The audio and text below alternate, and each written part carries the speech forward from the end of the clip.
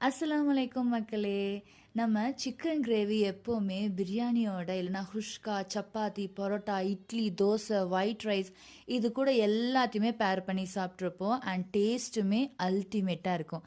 இன்றைக்கி நான் அரிசியும் பருப்போட மேட்ச் பண்ணியிருக்கேன். கொஞ்சம் சாப்பாடு லைட்டாக குலைவாக எடுத்து அண்ட் அது கூட இந்த தக்க தக்க தக்க தக்கன்னு எரியிற இந்த சிக்கன் கிரேவியை வச்சு சாப்பிட்டேன் பாருங்கள். சும்மா சொல்லக்கூடாது, வேற லெவலில் இருந்துச்சு. நான் இது வரைக்கும் பண்ணது கிடையாது. இதுதான் என்னோடய ஃபர்ஸ்ட் டைம் நான் ட்ரை பண்ணது. Okay, and first time try பண்ணதே அல்டிமேட்டாக இருந்தது. அண்ட் இந்த ஸ்லோ மோஷனில் இந்த வீடியோ பார்க்கும்போது இன்னும் டெம்டிங்காக இருக்குல்ல. ஜஸ்ட் ஒரு ட்ரை பண்ணியிருக்கேன். ஓகே, சும்மா ட்ரை பண்ணலாமேன்னு, அவ்வளோதான்.